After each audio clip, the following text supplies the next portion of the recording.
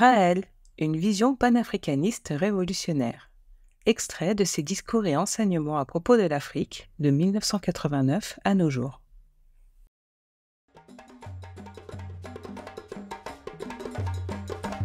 Mon rôle de prophète n'est pas que spirituel, religieux, il est aussi politique. Être prophète aujourd'hui, c'est s'impliquer dans la politique actuelle pour que les gens vivent mieux et surtout s'impliquer dans les pays qui ont le plus souffert de l'égoïsme et de la brutalité de ceux qui avaient la chance d'avoir, pour un court moment, une petite avance technologique. Parfois, je sais qu'en Afrique, les gens regardent. Oui, mais ils nous envoient encore un prophète blanc. Je ne suis pas blanc, moi. Je ne me sens pas blanc du tout. Je me sens extraterrestre et je me sens universel. Je déteste qu'on me dise que je suis blanc. Pour sauver la planète, il faut commencer par sauver l'Afrique.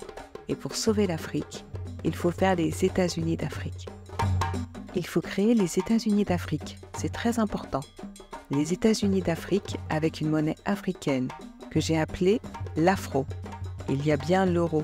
Pourquoi pas l'afro? Pour une réelle décolonisation de l'Afrique. La cause des drames de l'Afrique est la monstrueuse colonisation européenne. Aux temps anciens de la colonisation étrangère, les biens et les richesses partaient à l'étranger, enrichir des nations étrangères. Maintenant, les biens et les richesses partent à l'étranger, gonfler des comptes en banque des gouvernants et des fonctionnaires africains. C'est ça, l'autocolonisation. Afrique, réveille-toi, prends en main tes destinées en renversant les derniers colonisateurs, qui sont plus que des colonisateurs, puisque étant tes propres enfants, ils sont en plus des traîtres. Si les Africains veulent sortir de leurs problèmes, il faut qu'ils réalisent une réelle décolonisation de leur continent. Et cette décolonisation réelle passe par une destruction des États artificiels créés par des colons exploiteurs, ainsi que tous les systèmes centralisateurs qu'ils ont mis en place. Africains, prenez en main votre destinée en rejetant globalement toutes les structures qui ont été imposées par la force, qu'elles soient politiques, religieuses ou culturelles. L'Afrique n'échappera à sa misère que par l'éducation. Il vaut mieux apprendre à pêcher aux Africains que leur donner du poisson. Il faut que l'Afrique se redresse et prenne espoir, aussi bien dans l'électronique, les manipulations génétiques, dans le clonage, dans toutes les nouvelles technologies. Les Africains sont capables de faire mieux, pas aussi bien, mais mieux que les autres. Vous avez plus de connaissances que ceux qui ont colonisé vos ancêtres. Comprenez, prenez-en conscience. C'est pour cela qu'il est tellement important d'éduquer, d'avoir accès à l'information, accès à la connaissance, pour réussir l'extraordinaire dont est capable le génie humain. Allez explorer les sciences, allez explorer les connaissances, poussez vos enfants, encouragez vos enfants, non pas à devenir égaux aux blancs, mais à devenir meilleurs, parce qu'ils en sont capables. Et parce qu'ils ont le devoir de le devenir. Et un jour, peut-être, votre culture se sera tellement développée que les Européens viendront étudier en Afrique. Les nouvelles technologies et la science sont la seule solution pour faire sortir l'Afrique du tiers-monde. Tous les jeunes Africains, la seule importante matière première de ce continent, devraient avoir un accès immédiat à l'éducation et à l'Internet. Ils ont plus besoin d'ordinateurs et d'Internet que de nourriture, car ce sont ces technologies qui leur permettront de transformer leur pays sous-alimenté en pays riches. Les aides des pays riches ne devraient servir que et uniquement à cela, au lieu d'être utilisées pour entretenir des armées inutiles ou d'être détournées pour enrichir des politiciens. Les pays africains ont l'énorme responsabilité, face aux générations nouvelles et futures, d'assurer leur éducation. Nous demandons également qu'une fondation panafricaine soit créée afin de permettre chaque année aux enfants surdoués de tous les pays d'Afrique de pouvoir accéder aux meilleures universités américaines. Cette fondation devra être financée par tous les gouvernements africains pour préparer l'élite future de ce continent. Elle pourrait s'appeler la Fondation Éduc-Afrique. Apprenez l'anglais à vos enfants, vous leur ouvrez l'univers. En leur apprenant le français, vous leur ouvrez 2% de la population du monde. Le choix est vite fait. N'oubliez pas les langues locales qui sont une tradition importante, qui contiennent une partie de la connaissance des Elohim, car elles viennent des Elohim.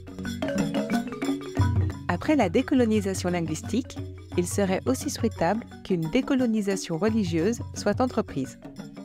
Les religions traditionnelles africaines devraient être enseignées à nouveau aux populations et dans les écoles comme faisant partie de l'héritage culturel des Africains. Il ne faut pas oublier que le christianisme a été utilisé comme un instrument pour mieux asservir les peuples conquis et tenter ainsi de leur faire perdre leur identité. La déchristianisation de l'Afrique est une priorité pour tout Africain qui veut retrouver sa dignité et aider ses frères et sœurs noirs à la retrouver pour regarder le reste du monde avec fierté et en étant enfin lui-même et fier de sa négritude. Africains, n'ayez plus aucun complexe. Retrouvez vos racines et votre culture. Il y avait dans vos cultures passées énormément de religions locales que les colonisateurs, dans leur grand mépris pour vos cultures, ont appelées animistes et primitives. Elles étaient beaucoup plus belles que le christianisme et étaient reliées directement aux Elohim. Retrouvez-les. Retrouvez vos racines tout en ayant dans la tête la fierté des sciences du futur qui vous rendront non pas égaux, mais supérieurs aux anciens colonisateurs. Il y a tout ce sentiment d'infériorité qu'il faut éliminer. C'est votre pire ennemi. Non seulement vous êtes capable de faire aussi bien que les Blancs, mais vous êtes capable, il faut que vous en soyez persuadés, que vous le ressentiez dans vos gènes, dans votre essence même, de faire infiniment mieux. Chaque fois que vous vous pensez inférieur aux Blancs, vous le devenez. Quand vous arrêtez de le penser, vous ne l'êtes plus. N'ayez aucun complexe. Ne regardez jamais un Blanc en disant « Oui, mais eux, ils sont grands et nous, nous n'avons rien. » Non, c'est vous qui mettez le poison dans la tête. Vous êtes capable d'être meilleur qu'eux sur tous les plans. J'insiste, sur tous les plans. Mais il faut que vous croyiez en vous. Et pour croire en vous, il faut retrouver vos racines et votre culture. C'est pour ça que tout Africain qui se respecte n'a pas le droit de rester chrétien. La première chose qu'il faut que vous fassiez en Kama, c'est de cesser de payer l'impôt colonial. C'est quand même une honte qu'il soit venu vous piller, vous esclavagiser, vous asservir et qu'il vous demande de payer un impôt colonial. Alors ça, ce sont des milliards chaque année. Chaque fois qu'un chef d'État africain dit « je ne le paie plus », on le remplace par une autre marionnette qui va continuer de payer cet impôt. C'est dramatique. Qui devrait payer l'impôt colonial? La France. Elle devrait payer des impôts à l'Afrique pour dédommager l'Afrique des pillages qu'elle a faits et pas le contraire. C'est une honte absolue. Comment se fait-il qu'il y ait des bases militaires françaises dans tous les pays africains, soi-disant pour protéger les Français en cas de problème? Est-ce qu'il y a des bases africaines en France pour protéger les Noirs en cas de problème? Il n'y en a pas une. Alors, c'est une hypocrisie monstrueuse. Si chaque ethnie ou peuple retrouvait véritablement le pouvoir sur les ressources naturelles de son territoire, il serait beaucoup plus difficile pour les pillards européens de manipuler les prix et les productions par l'intermédiaire des puissantes multinationales. Donc, la révolution, elle doit se faire avec les chefs traditionnels africains qui ont la sagesse d'aimer la population. La démocratie, vous savez maintenant, vous avez vu ce qui se passe partout dans le monde? Les Blancs utilisent la marionnette de la démocratie en disant « on envahit les pays pour leur apporter la démocratie ». Mais quelle rigolade! C'est pas du tout pour ça, c'est pour venir piller. Et la démocratie? Vous le voyez avec les élections américaines qui se passent maintenant, c'est une blague. Il n'y a pas de démocratie dans aucun pays européen. Les États-Unis, ce sont les grandes corporations, les grandes sociétés multinationales, qui utilisent comme des marionnettes des politiciens. Qu'ils élisent un républicain ou un démocrate, ça ne changera rien. La démocratie est un poison. La démocratie a créé Adolf Hitler, il faut s'en rappeler. La démocratie, ça a créé Hiroshima, ça a créé des bombes atomiques. Donc la démocratie, en fait, c'est un instrument de colonisation moderne pour s'approprier plus de richesses. Vous avez le mal absolu, qui est la démocratie américaine, où c'est l'argent qui mène. Maman de la Bible, le veau d'or, et puis de l'autre côté, il y a la sagesse coutumière africaine et chinoise, qui est l'amour. C'est-à-dire, on veut que tous les gens aient à manger, on veut qu'il n'y ait pas de homeless. On veut que tout le monde ait une sécurité minimum. On veut que les gens puissent vivre, avoir de l'eau, avoir de l'électricité, avoir de plus en plus de confort. Et non pas que certains deviennent ridiculeusement riches, en pouvant acheter la planète entière pendant que les enfants meurent de faim. À part 2 pays, pratiquement toute la planète est devenue colonie des Blancs. Et puis, comme ils ont tué tous les Indiens en Amérique qui ne voulaient pas travailler et qui avaient raison, ils sont allés, la France en particulier, chercher les Noirs. Il faut le répéter, l'esclavagisme, ce n'est pas l'Amérique, c'est la France. Qui est-ce qui livrait les esclaves noirs en Amérique? C'est les Français. Il faut s'en rappeler. On dit toujours l'esclavage c'est terrible, c'est un crime américain. C'est un crime des Européens qui capturaient des Noirs et qui les envoyaient et qui les vendaient en Amérique. Alors tout ça, il ne faut pas l'oublier.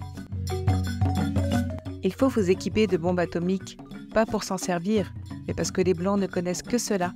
Ils ne savent pas autre chose que d'écraser les gens qui n'ont pas les moyens de se défendre. Il faut se défendre, il le faut. Il serait mieux que la paix règne, mais malheureusement, je crois qu'il faut que l'Afrique s'unisse d'abord, les États-Unis de Kama, et surtout avec la sagesse des chefs traditionnels. Pas les marionnettes démocratiques, démocratiquement élues, soi-disant, et qui sont à la solde des Français ou Européens. Les États-Unis d'Afrique seraient aussi puissants, sinon plus, économiquement que les États-Unis d'Amérique, car vous avez toutes les matières premières, et cela vous permettrait, avec une monnaie unique, de devenir aussi scientifiquement égaux aux Occidentaux. Poussez vos responsables politiques à mettre en route tout cela. La création d'une Union africaine est retardée par l'immobilisme de l'OUA, car quand elle avance de 2 pas, elle recule aussitôt de 3. Commencez avec vos voisins immédiats. Suggérez à vos responsables politiques de juste commencer avec les pays limitrophes, en établissant, avec l'un d'entre eux, une zone de libre-échange, puis un autre, puis encore avec un autre. Et au bout d'un moment, ceux qui n'auraient pas voulu adhérer au libre-échange sentiraient l'herbe coupée sous leurs pieds. L'OUA serait obligé de pédaler. Il y a actuellement des Africains qui attendent en file, en espérant émigrer vers les pays riches tels la France. Moi, le prophète Raël, je vous prédis qu'un jour, les Européens vont attendre en file pour espérer être acceptés comme immigrants en Afrique. J'espère, et je compte sur vous, que vous les traiterez mieux qu'ils vous traitent lorsque vous voyagez en Europe. La situation est sur le point de se retourner. Augmentez vos liens avec la Chine et l'Inde, avec Chavez au Venezuela, et l'Afrique deviendra bientôt la destination vers laquelle les pauvres Européens iront avec l'espoir d'y trouver du travail.